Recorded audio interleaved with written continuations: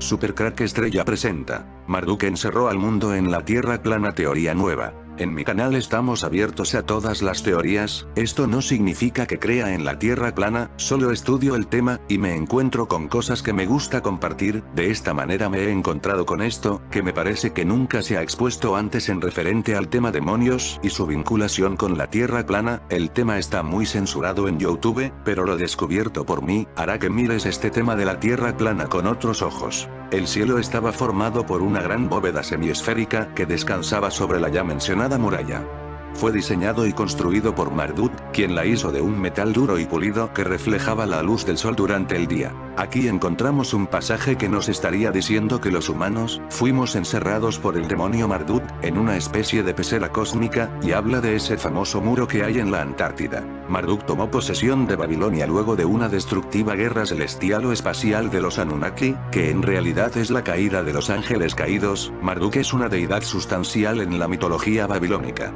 Fue representado con una forma humana y acompañado de un dragón serpiente, una criatura híbrida llamada Mususu. Esta sería una simbología clásica de los reptilianos. Marduk fue considerado como un reformador, ordenador del sistema divino luego de los estragos de una caótica guerra celestial que él comandó contra las fuerzas del caos de Tiamat, una diosa dragón. Marduk fue el patrón de la ciudad de Babilonia y el rey de los dioses, es el dios de la tormenta y presidía la justicia, la curación, la magia y la regeneración. Fue hijo de Ea, el dios del agua y la sabiduría, el mismo dios sumerio Enki. Marduk también fue asociado a Zeus por los griegos, debido a su dominio de la tormenta, al igual que Júpiter para los romanos, pero en realidad Marduk es Satanás. Luego de estos conflictos, Marduk habría sido coronado como el dios rey de la ciudad-estado de Babilonia, ya que ésta habría sobrevivido esas guerras destructivas. Su templo emblemático fue el Etemenanki, que podría verse como una conexión entre los cielos y la tierra. El dios sumerio babilónico sería conocido como un gran protector y figura del imperio babilónico hasta su caída. El cielo estaba formado por una gran bóveda semiesférica que descansaba sobre la ya mencionada muralla. Fue diseñado y construido por Marduk, quien la hizo de un metal duro y pulido que reflejaba la luz del sol durante el día. Al llegar la noche, el cielo tomaba un color azul oscuro porque se convertía en un telón que servía de fondo a la representación que hacían los dioses, identificados con los planetas, la luna y las estrellas. Es en esta cultura donde surge la idea de un cosmos con forma hemisférica, concepción que será retomada por muy diversos conglomerados humanos en diferentes épocas y lugares. Pregunta: ¿quién es Marduk en la Biblia? Respuesta: Marduk era un dios falso que era adorado como la principal deidad babilónica, tenía varios títulos, incluyendo Bel, que simplemente significa señor. Fue adorado como el dios de las tormentas y de la fertilidad, tanto como lo fue el Baal de los cananeos. El nombre Marduk se menciona explícitamente solo una vez en la escritura, en Jeremías 50:2, Babilonia será capturada. Bel será avergonzado, Marduk lleno de terror, sus imágenes serán avergonzadas y sus ídolos llenos de terror. Jeremías predice aquí cómo el falso Dios sería avergonzado cuando Dios trajo el juicio sobre Babilonia. La caída de Babilonia probaría que las deidades de esa nación eran dioses falsos e inútiles. El título de Marduk de Bel se menciona en Isaías 46:1 y Jeremías 51:44, el sistema religioso babilónico era politeísta, adoraban a muchos dioses en lugar de solo uno. Al principio de la historia de Babilonia, Marduk solo era adorado como un dios local de la ciudad, no como una deidad nacional. Esto cambió con el tiempo, sin embargo, con la escritura del Enuma Elish, un mito babilónico de la creación. El Enuma Elish ayudó a elevar a Marduk al estatus de deidad nacional. En el Enuma Elish, Marduk es descrito como el héroe de la historia cuando derrota a la diosa Tiamat, el océano primitivo de agua salada, y el cielo y la tierra de su cuerpo muerto. Se empieza a construir la teoría de la tierra esférica. La observación del cielo ha sido un fenómeno universal, por lo que todas las grandes civilizaciones del pasado crearon complejas explicaciones sobre el universo y los distintos eventos que en él ocurren. La mayoría del conocimiento así generado se ha perdido para el hombre occidental, pues al ser nuestra cultura heredera directa del saber griego, solo estamos familiarizados con los logros de esa civilización, así como con el conocimiento astronómico surgido entre los sumerios, pues los griegos tomaron gran parte de esa información, la hicieron suya, y la transmitieron al mundo occidental. En el presente video Supercrack Estrella se hace una síntesis de los principales logros que en el terreno astronómico consiguieron algunas de las grandes civilizaciones de la antigüedad, incluyendo a las dos más representativas, o quizás debamos decir más estudiadas, que hubo en lo que hoy es el territorio mexicano. Siguiendo la temática principal de este video, se hace énfasis en las ideas y modelos que esos pueblos tuvieron sobre la forma del universo, así como el lugar que en él creían ocupar. Los sumerios. Cualquier texto de historia antigua nos dará información amplia sobre los pueblos que hace unos 6000 años vivieron en la enorme llanura asiática comprendida entre los ríos Tigris y Éufrates, así que no abundaremos en los detalles, únicamente señalaremos que los sumerios, nombre genérico con el que se designa a las diferentes tribus que a lo largo de varios milenios ocuparon esa zona de nuestro planeta, crearon una cultura muy avanzada, siendo los introductores de muchos conceptos que en la actualidad siguen teniendo vigencia. El estudio de esa rica cultura se ha facilitado porque los arqueólogos han encontrado en las ruinas de sus principales ciudades numerosas tablillas hechas de barro cocido en las que, con caracteres cuneiformes ya descifrados por los especialistas, quedaron registradas las actividades preponderantes de su vida. En la etapa temprana de su civilización el universo sumerio fue poblado por dioses y diosas engendrados por el caos, personificado en Tiamat, la diosa madre, y por Apsu, el dios padre identificado con el océano, y de cuya unión surgieron el hombre y los animales, en una lucha entre Marduk, Júpiter, y las deidades protectoras de Tiamat. Este las aniquiló, incluyéndola a ella. Después partió el cadáver divino en dos. Levantando una parte formó el cielo, mientras que la otra la puso a sus pies y surgió entonces la tierra. Esta ingenua visión del cosmos se fue complicando al aumentar los conocimientos matemáticos y astronómicos de esos pueblos. Para los caldeos, herederos culturales de los pueblos sumerios, el universo era una región completamente cerrada. En su concepción la Tierra se encontraba al centro, flotando completamente inmóvil sobre un gran mar. Siendo esencialmente plana, estaba formada por inmensas llanuras. En su parte central se elevaba una enorme montaña, conteniendo al mar sobre el que flotaba la Tierra, y rodeándolo totalmente había una muralla alta e impenetrable. Ese gran mar era un espacio vedado a los hombres, lo que conocemos como Antártida, por lo que se le llamó aguas de la muerte. Se afirmaba que una persona se perdería para siempre si se aventuraba a navegarlo, se requería un permiso especial para hacerlo, y este solo era otorgado por los dioses en muy pocas ocasiones, tal como lo relata la epopeya de Gilgamesh. En nuestros tiempos en pleno siglo XXI todo continúa de la misma manera, ya no hace falta un permiso de los dioses para ir a la Antártida.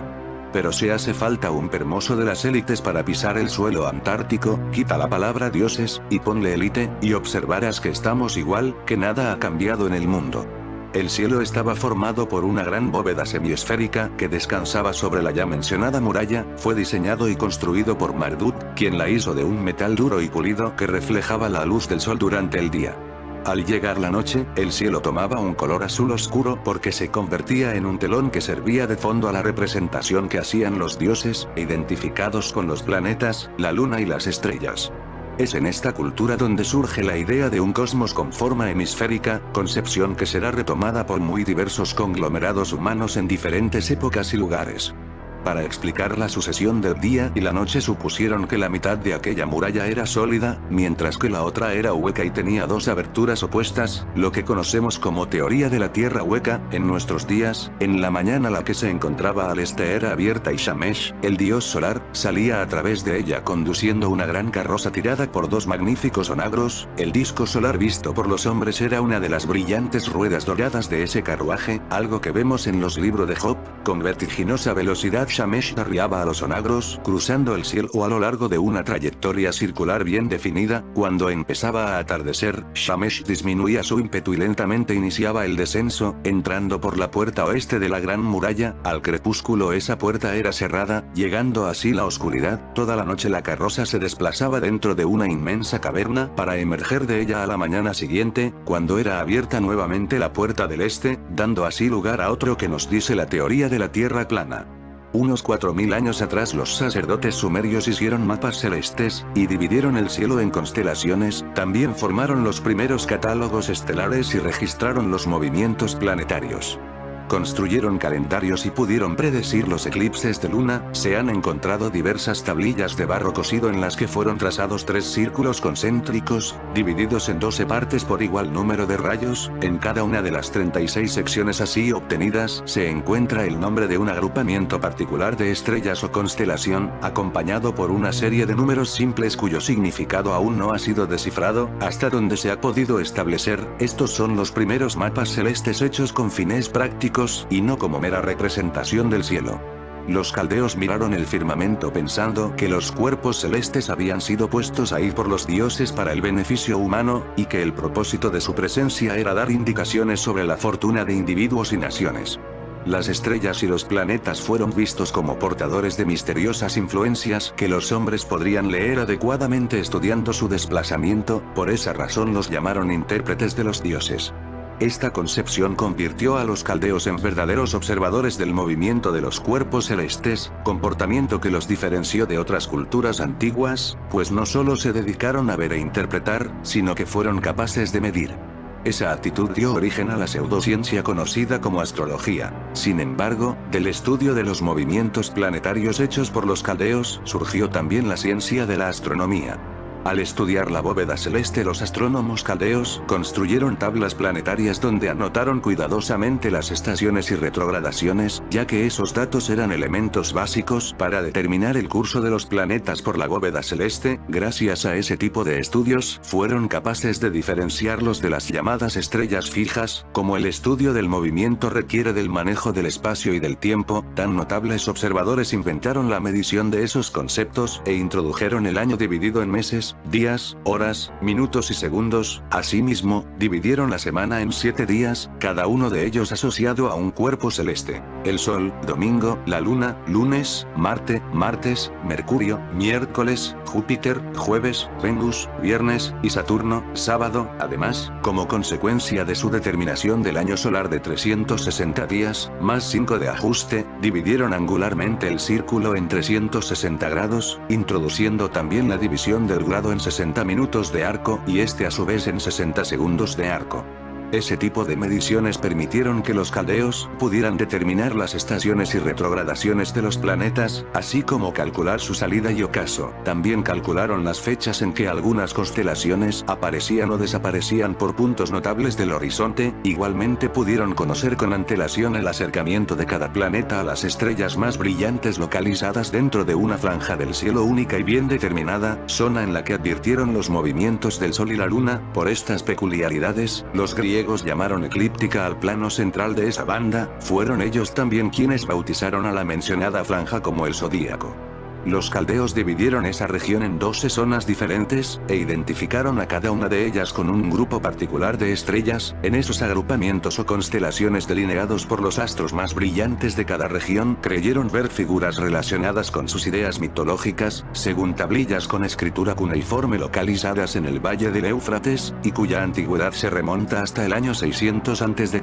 Los nombres de esos grupos estelares fueron el carnero, o mensajero; el toro del cielo, o toro que va adelante; los grandes gemelos, el trabajador del lecho del río; el león, la anunciadora de la lluvia; el creado a la vida en el cielo; el escorpión del cielo, la cabeza de fuego alada; el pez cabra, la urna y el sedal de pesca con el pez prendido. De esa división arbitraria del camino aparente que sigue el Sol en la bóveda celeste provienen los 12 signos del zodíaco que hemos heredado, y que en la actualidad son Aries, el carnero; Taurus, el toro; Géminis, los gemelos; Cáncer, el cangrejo; Leo, el león; Virgo, la virgen; Libra, la balanza; Escorpio, el escorpión; Sagitario, el flechador; Capricornio, la cabra; Acuario, el aguador; y Piscis, los peces. Siguiendo una tradición milenaria, los astrónomos han continuado utilizando esos nombres para las constelaciones eclípticas, de igual manera que han conservado los nombres de los días de la semana y la división sexagesimal de grados, horas, minutos y segundos. Mucho se ha escrito sobre los conocimientos astronómicos logrados por los habitantes de Mesopotamia, pero para los propósitos de este libro pensamos que lo mencionado es suficiente, por lo que no abundaremos más sobre otros notables logros científicos de aquella importante civilización. En definitiva, se dejó de lado el tema de la tierra plana prisión. Los seres Anunnaki, que en realidad son los ángeles caídos y Satanás a la cabeza, poseen una gran longevidad, llegando a vivir miles de años, pero como todos al final acababan sucumbiendo a la muerte en su plano. Los Anunnaki sostenían su existencia en planos interdimensionales, ya que su planeta original se sitúa en otra dimensión, pero Anu, Enlil-Enki junto a su hijo Marduk, generaron la existencia de los seres humanos híbridos con ángeles caídos, de la Tierra. El cuerpo de los humanos está diseñado expresamente para su control y gestión. Inicialmente los cuerpos se compusieron con potestades de libre elección y libre albedrío, pero ulteriormente se alteraron para reconvertirlos en prisiones biológicas o en robots biológicos. La necesidad de mano de obra esclava o sirviente era fundamental para configurar sus colonias terrestres, que llegó a ser una de sus necesidades principales de muchas razas de seres.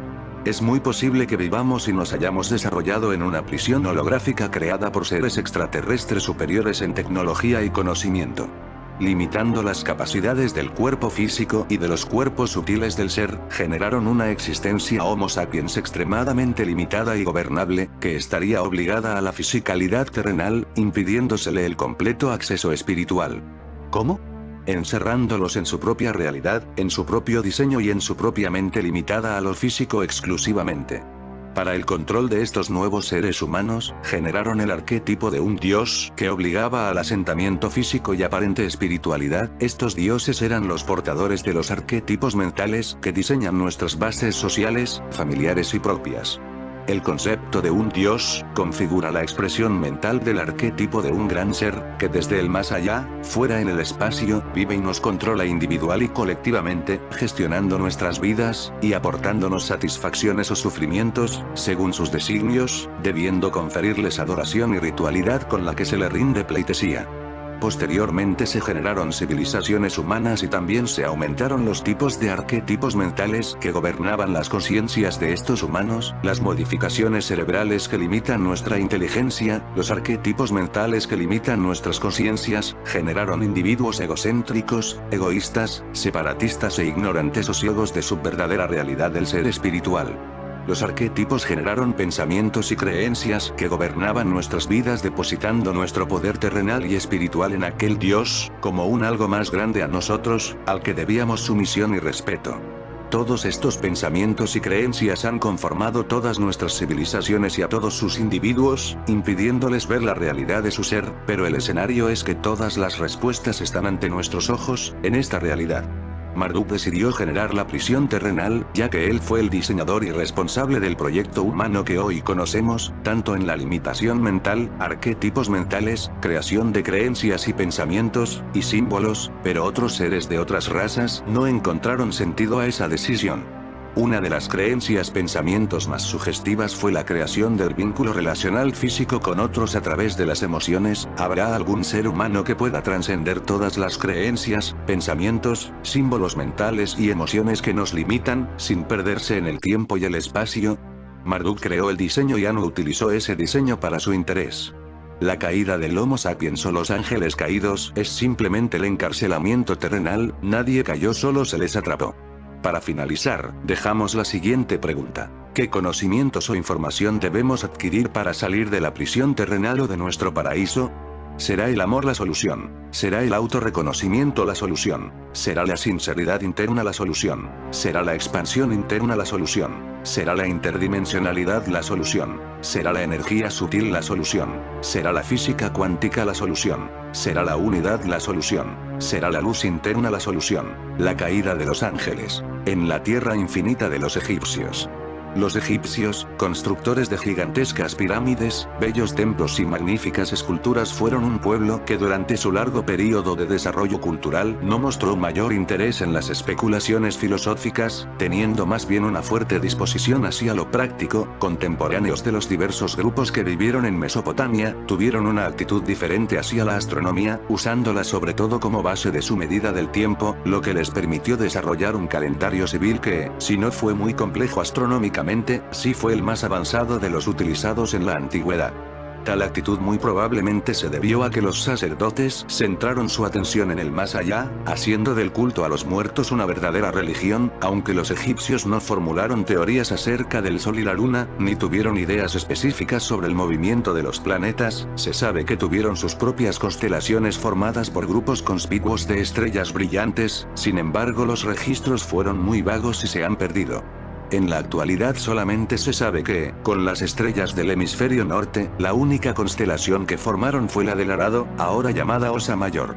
Egipto es un país que desde sus orígenes se formó y desarrolló a lo largo del río Nilo, que corre paralelo a la costa del Mar Rojo. Esa clara forma de rectángulo fue muy probablemente la causa de la teoría de que el mundo era alargado, como una caja rectangular. En sus representaciones más primitivas del cosmos ya aparece esa forma, así, en el papiro funeral de la princesa Nesitanetenu, sacerdotisa de Amon-Ra que vivió unos 1000 años antes de Cristo. Así como en algunas paredes de tumbas y templos, han sido encontradas representaciones simbólicas de un universo alargado. En el mencionado papiro, el cielo es el cuerpo de la diosa Nut, quien adoptando una incómoda posición en la que se apoya solamente con pies y manos cubre con su alargado cuerpo a Shibu, la tierra, representada abajo de Nut reposando sobre su costado izquierdo, mientras que el dios del aire Shu está entre ambos, ayudando a sostener a Nut en su difícil pose. Hay otras variantes de esta representación, en algunas se mira el cuerpo de Nut cubierto de estrellas, y sobre él se desplazan el sol y la luna en dos pequeños botes, esto a fin de cuentas es también una tierra plana. Sin embargo, esta representación del universo resultó tan elemental para una civilización tan avanzada, incluso desde el punto de vista de una cosmogonía religiosa, que posteriormente la modificaron. Fue así que consideraron que el mundo tenía forma de caja rectangular, con un eje mayor orientado de norte a sur, mientras que el menor quedaba en dirección este-oeste, pensaron que la Tierra era el fondo plano de la caja, y que en ella alternaban las tierras y los mares. Egipto se encontraba al centro de ese plano, mientras que en la parte superior de la caja estaba el cielo, formado por una superficie metálica plana sostenida por 4 grandes montañas localizadas en los extremos de la caja. Finalmente, y ante la evidencia observacional, no pudieron negar lo que indicaban sus sentidos sobre la forma del cielo, por lo que terminaron por aceptar que esta era en realidad una superficie convexa, en donde había un gran número de agujeros de los que colgaban las estrellas suspendidas por cables, lo que en la teoría de la Tierra plana llaman luminarias. Para los egipcios de aquella época los astros eran fuegos alimentados por emanaciones que se formaban y subían desde la Tierra, y que no eran visibles durante el día porque solamente se encendían por la noche. Las 4 montañas que sostenían el cielo se unían entre sí en su parte más baja, formando una pared rocosa que rodeaba al mundo. Al sol, encarnación del dios Ra, se le representaba por un disco de fuego que se desplazaba por el firmamento flotando en una barca. De acuerdo con los más antiguos mitos egipcios, la Vía Láctea había sido hecha por Isis, quien la construyó regando una gran cantidad de trigo en el firmamento. Posteriormente fue considerada como el Nilo Celeste, el río sagrado que cruzaba el país de los muertos. La diferencia de altura que el sol alcanza sobre el horizonte entre el verano y el invierno fue explicada por los egipcios haciendo una analogía con lo que le sucede al río Nilo en esas 2 temporadas. Sostenían que cada verano el río celeste se desbordaba, de igual manera que su contraparte terrestre, ocasionando que la barca de Ra abandonara su lecho y quedara más próxima a Egipto. Todo ese esquema del mundo nada tenía que ver con teorías acerca del sol y la luna, ni contenía ninguna idea específica sobre el movimiento planetario. La falta de interés de los sacerdotes egipcios por la naturaleza física del universo se explica puesto que en su concepción religiosa no eran fundamentales los pronósticos astrológicos, por esto no especularon respecto a la posible naturaleza de los planetas y se concentraron en el mundo espiritual. Así se marcó la diferencia entre la astronomía y las concepciones cosmogónicas manejadas por sumerios y egipcios. Muchos creen que hace mucho tiempo, vibraciones interdimensionales generaron todo lo que existe, galaxias, sistemas solares, planetas, etc. En el sistema solar múltiples grupos de seres habitaron varios planetas incluyendo el planeta Tierra. Con el tiempo llegaron los atlantes. Esta civilización atlante estaba unida y estrechamente conectada con la frecuencia y vibración del sonido del agua. La Tierra es una pecera, y el espacio es un mar. La bóveda celeste. El agua es la manifestación pura del sonido, ya que ésta experimenta todas las vibraciones y frecuencias. El agua siente o experimenta todo tipo las frecuencias y vibraciones electromagnéticas. Vibraciones de muy baja frecuencia, frecuencia 1 hercio. Vibraciones de baja frecuencia, frecuencia comprendida entre 1 y 20 hercios. Vibraciones de alta frecuencia, frecuencia comprendida entre 20 y 2000 hercios. En aquella época, los atlantes compartían el planeta con los sirianos, los reptilianos serpientes, los Anunnaki, los seres de Marte y los levíticos de Plutón. En cada planeta del sistema solar había una raza de seres determinada, igual que en muchos planetas del exterior de nuestro sistema solar también poseen razas de seres que viven en ellos. En aquel período los planetas fueron divididos, conteniendo en cada uno de ellos razas de seres con determinada y específica expresión física. Además de las diferentes expresiones se incluyen los seres interdimensionales. La ciencia ha demostrado que los homínidos han estado en este planeta durante largo tiempo, sin embargo no han podido demostrar que el Homo sapiens sapiens u hombre moderno lo haya hecho porque los seres humanos existimos tal como somos hoy. En un punto del tiempo del planeta Tierra, el grupo de los Anunnaki, promovidos por Enki, Enlil, Marduk, y otros, además del grupo de los sirianos, los reptilianos serpientes, los levíticos de Plutón y los seres de Marte, llegaron a determinados planetas, donde se conformaron acuerdos específicos para la creación de vida, generando duraderas alianzas de colaboración. Los seres Anunnaki poseen una gran longevidad, llegando a vivir miles de años, pero como todos al final acababan sucumbiendo a la muerte en su plano, los Anunnaki sostenían su existencia en planos interdimensionales, ya que su planeta original se sitúa en otra dimensión. Pero Anu, Enlil y Enki junto a su hijo Marduk, generaron la existencia de los seres humanos de la Tierra. El cuerpo de los humanos está diseñado expresamente para su control y gestión. Inicialmente los cuerpos se compusieron con potestades de libre elección y libre albedrío, pero ulteriormente se alteraron para reconvertirlos en prisiones biológicas o en robots biológicos. La necesidad de mano de obra esclava o sirviente era fundamental para configurar sus colonias terrestres, que llegó a ser una de sus necesidades principales de muchas razas de seres. Tal como lo habíamos comentado anteriormente en Supercrack Estrella, es muy posible que vivamos y nos hayamos desarrollado en una prisión holográfica creada por seres extraterrestres superiores en tecnología y conocimiento, limitando las capacidades del cuerpo físico y de los cuerpos sutiles del ser, generaron una existencia Homo sapiens extremadamente limitada y gobernable, que estaría obligada a la fisicalidad terrenal, impidiéndosele el completo acceso espiritual. ¿Cómo? Encerrándolos en su propia realidad, en su propio diseño y en su propia mente limitada a lo físico exclusivamente. Para el control de estos nuevos seres humanos, generaron el arquetipo de un dios que obligaba al asentamiento físico y aparente espiritualidad. Estos dioses eran los portadores de los arquetipos mentales que diseñan nuestras bases sociales, familiares y propias. El concepto de un dios configura la expresión mental del arquetipo de un gran ser, que desde el más allá, fuera en el espacio, vive y nos controla individual y colectivamente, gestionando nuestras vidas, y aportándonos satisfacciones o sufrimientos, según sus designios, debiendo conferirles adoración y ritualidad con la que se le rinde pleitesía. Posteriormente se generaron civilizaciones humanas y también se aumentaron los tipos de arquetipos mentales que gobernaban las conciencias de estos humanos, las modificaciones cerebrales que limitan nuestra inteligencia, los arquetipos mentales que limitan nuestras conciencias, generaron individuos egocéntricos, egoístas, separatistas e ignorantes o ciegos de su verdadera realidad del ser espiritual. Los arquetipos generaron pensamientos y creencias que gobernaban nuestras vidas, depositando nuestro poder terrenal y espiritual en aquel Dios, como un algo más grande a nosotros, al que debíamos sumisión y respeto. Todos estos pensamientos y creencias han conformado todas nuestras civilizaciones y a todos sus individuos, impidiéndoles ver la realidad de su ser. Pero el escenario es que todas las respuestas están ante nuestros ojos, en esta realidad.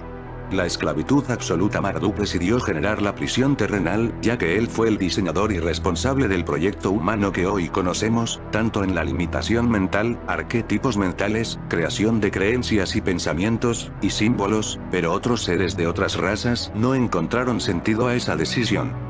Una de las creencias pensamientos más sugestivas fue la creación del vínculo relacional físico con otros a través de las emociones. El pueblo del Sol.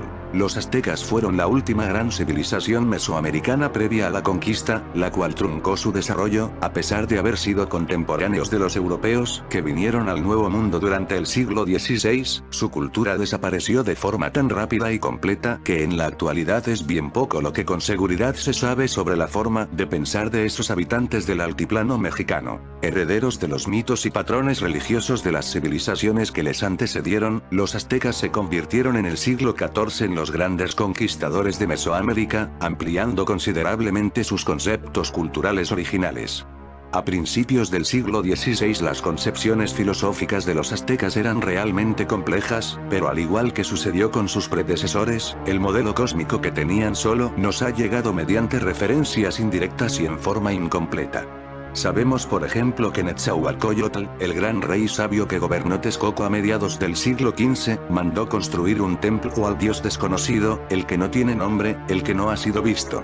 A ese respecto el historiador Fernando Alba dice que le edificó un templo muy suntuoso, frontero al templo mayor de Huitzilopochtli, el cual además de tener 4 descansos, el fundamento de una torre altísima, estaba edificado sobre él con 9 sobrados, que significaban 9 cielos. El 10º, que servía como remate de los otros 9 sobrados, era por la parte de afuera matizado de negro y estrellado. En esta descripción volvemos a encontrar el modelo de capas ya comentado, aunque en forma velada y evidentemente modificado. Relatos similares a este han permitido saber que los sacerdotes aztecas y los de otros grupos de origen náhuatl concebían al universo formado por capas, cada una de las cuales contenía un tipo particular de objeto celeste. Arriba de la capa correspondiente a la Tierra se encontraba situada la Luna, sobre ella y ocupando otra capa se movían las nubes.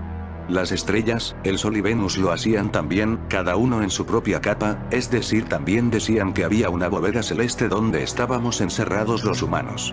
En fin amigos de Supercrack Estrella, si el video te gustó pulgar arriba.